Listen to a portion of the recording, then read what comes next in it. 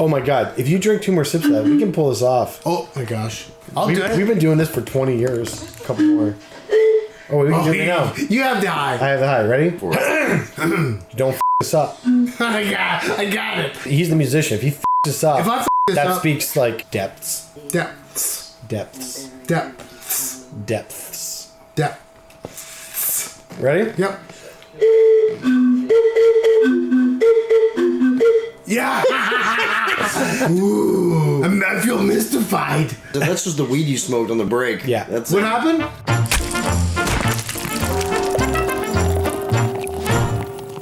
Yuck. I don't like it. Doosk.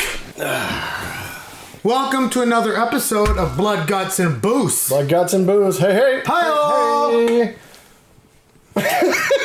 Every time. We got a lot of shit planned for Blood, Guts, and Booze. Podcast version of our show. Can we do a podcast and not put Darren on it? Because what I have to say is too far for your little brains to imagine. Where are we? What is this? I feel like I never left.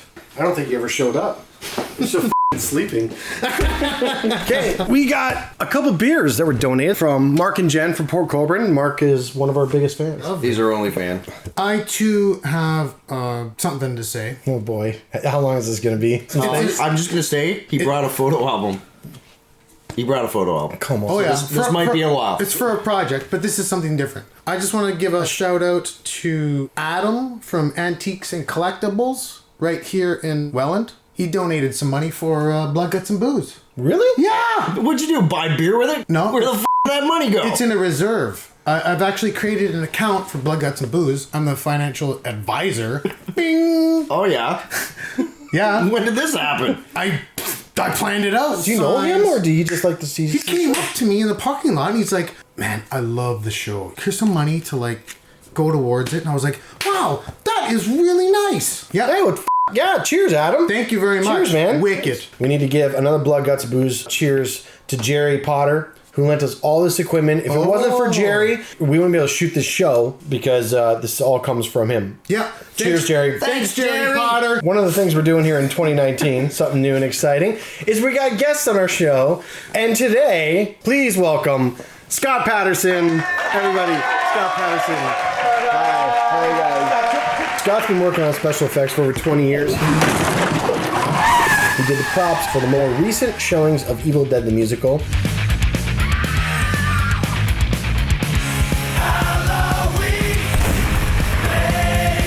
He'll be premiering a whole line of new Halloween props. Visit his Instagram at Creep Factor Studios and check out all his shit. Fresh shit. All right. Random decision. Hurry up and make me mad. There's 2 people that suggested this movie. One was Bobby T. I'm liking this already. And the other one was Sean from Welland. I'm sorry, Sean. I didn't write down your last name, but you also picked this movie. It is A Nightmare on Elm Street 3. Yes. Dream Warriors. Dream Warriors! Oh my god! That's my favorite one! I'm done. I'm already done the show. I'll give it, I don't know yet. A Nightmare on Elm Street 3 Dream Warriors saw its theatrical release in 1,383 theaters on February 27th, 1987. The #1 movie in the country last week. Because for the very first time in history, a small independent film has swept the weekend box office grosses. Who gives a what you think? The screenplay was written by Wes Craven, Bruce Wagner, Chuck Russell, and is Frank Darabont's first writing credit, who went on to write and direct The Mist, The Green Mile, and The Shawshank Redemption. Let's get high. It was directed by Chuck Russell and starred Patricia Arquette in her first major feature film, along with John Saxon, Heather Langenkamp, and Lawrence Fishburne.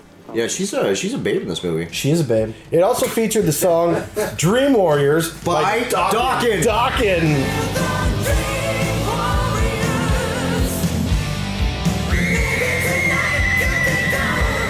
I thought The Dream Warriors was one of the coolest music videos ever made for a song that was solely made for a film. I don't know, the Shocker video with Megadeth.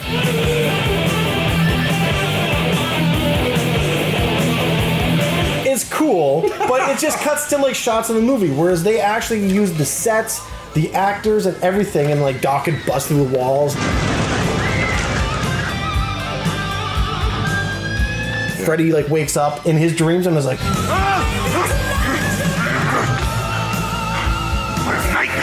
I honestly believe that Freddy's a huge pop culture icon because of this movie. It's because I think Robert Englund was bigger than the character of Freddy.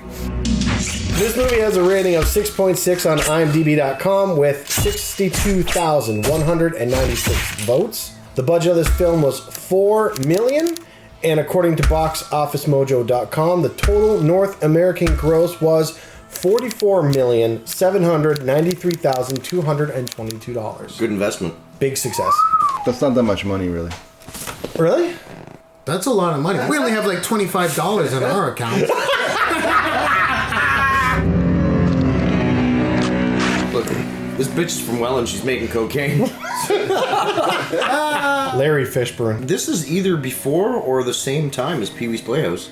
Yeah. He was Cowboy Rudy on Pee-wee's Playhouse. Cowboy Curtis. Cowboy Curtis, that's right. How's your wiener doing, Cowboy Curtis? Well, just a little bit overcooked, but that's just the way I like it. How's your wiener, Pee-wee? And the actor who played Blackula was the king of cartoons. And you know who else worked on Pee-wee Playhouse? Rob Zombie. No. I love sure that. did. Yeah, he did. How old was he? Young as f***. In Evil Dead 2, they called the grandma head the Pee-wee head based off of the large... Oh, Large Marge. Yeah. Because it changed, the way it changed and came out of the camera. Who did the effects in Evil Dead 2 that also did the effects in Elm Street 3? Mark Shostrom. That's right. One of the coolest things he did in this scene is he made a really creepy... It got cut. They thought it was too scary. It was like this really decimated looking thing. That's wicked. Yeah. Cool. That's wicked. Right? Well, they cut to it. It looks like a burned up skeleton. It looks like a burned up skeleton. Shostrom was great. For these movies in that era, like he did Phantasm 2, all the tall man melting down stuff. Tall Man is one of the most spookiest humans Yeah. I've ever looked at. Yeah.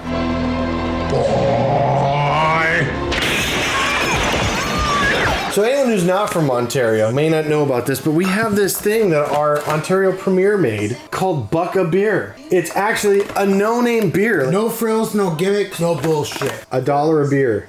It's not even a buck a beer anymore. It was $1 beer when it came out for a weekend, and now it's full price. That is. Yes. How much is that? This was $12. For 6 bottles? Yes. Like that, it was all a f***ing joke. But I've never tried this beer. You know what? F*** education and healthcare, as long as alcoholics can get their dollar beer. Nope. Beer. I can't believe this. Beer. I never thought. No name beer. No name. Beer. Beer. All right, ready? 1, 2, 3.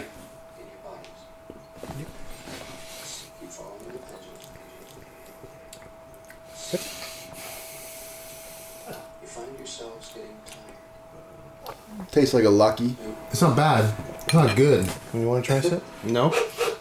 Thanks. How do you say that? Bière. Bière. Say it one more time. It'll sound interesting the 80th time. Bière. It's f***ing French. It's bière. Beer. What the f***? Why are you rolling your tongue like you're Mexican? Bière. You know what I love about this scene is how they introduce these Just a walk characters down the hall. really quick. It's one shot down the hall, and then they all come into play later. It's funny because I was watching The Big Birdcage, exploitation film from the 70s, and they introduced the bad guy. We start on a shot of a little baby goat, and to introduce he's the bad guy, and for no reason whatsoever, he just walks right up to the baby goat and f***ing boots it. That's obviously the bad guy because he just booted a baby goat. Like, what the f*** are you even doing on that? He's working the DOS system. Right? But you're basically just, it's a f***ing lit up typewriter.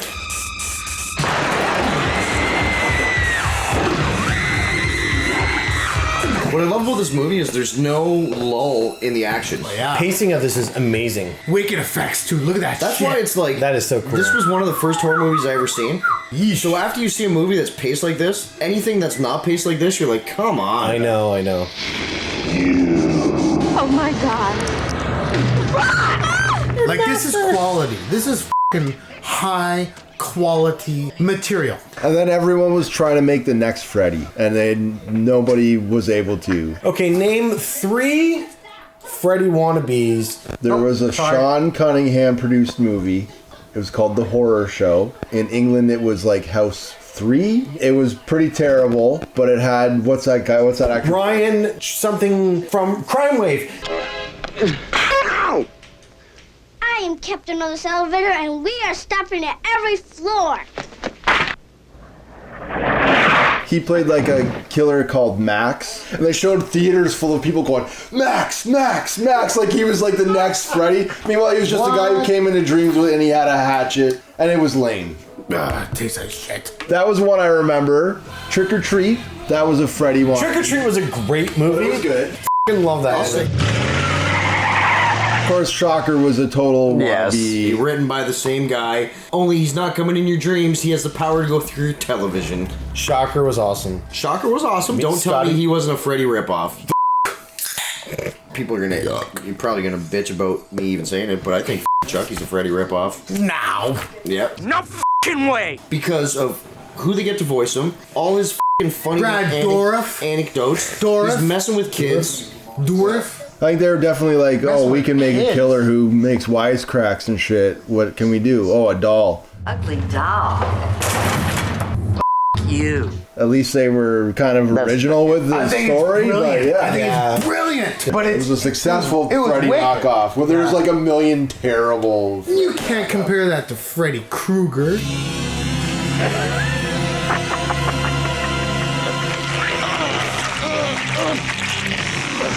I thought it was so terrifying that this dude is walking the halls. His f***ing tendons are out and nobody else can see it. It's a classic nightmare where you don't have control of what you're doing. I always get those kind of nightmares, but I'm driving. I drive off a cliff and it just keeps going. I don't dream.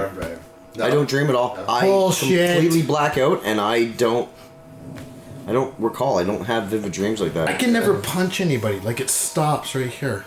Yeah, well, Like, that's I just go. that's your real life too. That's not a dream. What do I want to see no farting for? Come on. I've done that a few times. Burn yourself with smoke to stay awake? Yeah. No, you were too drunk and you were smoking and fell asleep and probably burned yourself.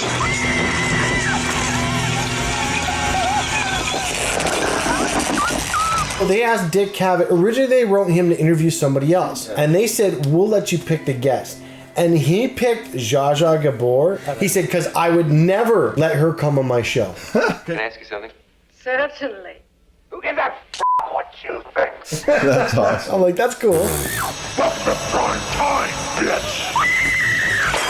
I remember when I first saw this scene. Yeah, how many times she you was wearing pause and crank your f***ing to having her f***ing boobs out? No, it was on television. It was a bra. Another Phantasm Elm Street connection I noticed. The tall man and Freddy have the ability to be a really hot chick that then turns into the bad guy and murders you. The Lady in Lavender. The Lady in Lavender, yeah. But the editing in between them being the villain and being the woman in Nightmare on Elm Street is a little tighter. It was like a magic effect. Hold still, boom, whoop, cut, and all of a sudden you're like, boom, whoop, you're over here. Oh my god. Oh my god, that was magical. Where did he go? Holy Hannah, look at that. In my dreams, I'm beautiful. And bad. What's Kincaid's line in this movie? Let's go kick the motherfucker's ass all over Dreamland. Yeah. Today's. Now, Scott, if I hired a chick like this to be in one of my movies. Yeah, that's the size you want. You ever seen Deadly Weapons? Yeah, I've seen Deadly Weapons. See the biggest event in the history of motion pictures. And she drugs the mob and suffocates them. Deadly Weapons. It's a classic. It's amazing. Well, if there's a way I want to go, that's probably the way I want to go. Yeah, me too. I said, where's the bourbon? You should listen to your mother. God damn it, Kristen, you ruin everything. Every time I bring a man home, you spoil it. Can you imagine? At that time, what's that? 80 what? What is that? What year is this? 87. The action's really good too, eh? Like the way it's shot. She's got nice cleavage. Too big. If this was an FPJ production, he'd be like, Freddy's got these huge f***ing tits. Yo, Freddy! Where you hiding at, you burnt face You burnt face pussy? Kruger! Yuck. He should have sang for Dawkins. Kruger, pussy, warrior. It looks really good though. They did a really good job. I don't know. I think I could do better. Oh my god. Okay. I can imagine Darren doing this like all f***ing wasted trying to fight a skeleton, fail horribly.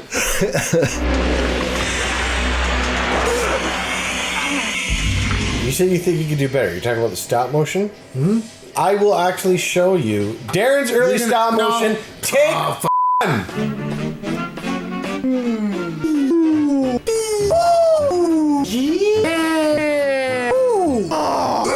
Take two. Take three. I'll show that in progression. You do it. I will.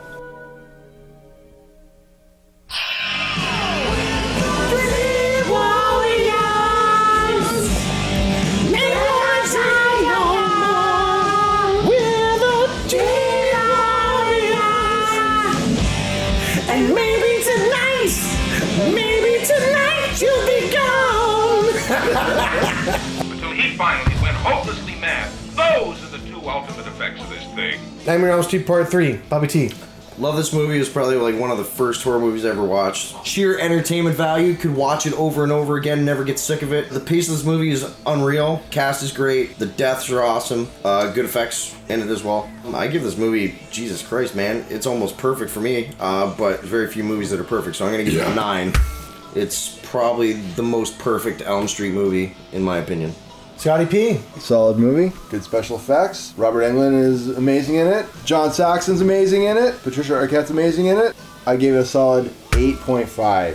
8.5, that's pretty good. All right, Darren. I only got 18 minutes left on this camera, so try to make it under 18 minutes. Go ahead. Well, Patricia Arquette. Like, I don't like the name Patricia, but she wears it well. But this film probably inspired me to do all kinds of things that are not appropriate. You thing. I give it a 9.7. A 9.7. Please don't drop your beer on my floor again. What if I do this? Yeah, go ahead. You're completely off camera. This is a wicked film. I advise everyone to go and watch it at the drive-in theater. What is this, 1987? You're never gonna see this at a f***ing goddamn drive-in again. Drive-in theater. Isn't that the same as a f***ing drive-in? Drive-in theater. Oh my. Where you watch movies outside. I don't even know what to say anymore. Thank God. I'm done. I love this movie. I think it's fantastic. It is the best Elm Street sequel. There's so much action. The script is f***ing awesome. Great pacing. Yeah. I'd give it a 9. 9 out of 10. I love this movie. Blood, Guts, and Booze. Thank you, Scott Patterson, our guest today on Blood, Guts, and Booze. All the way from Acton, Ontario. Ontario. What is that? That's what you do every night. You're acting. Acting a fool. Darren, thank you for actually showing up today. Late, but that was okay. I'm glad you had your nap. Bobby? I think you can just thank me for being me. Thank you for being you. Anytime.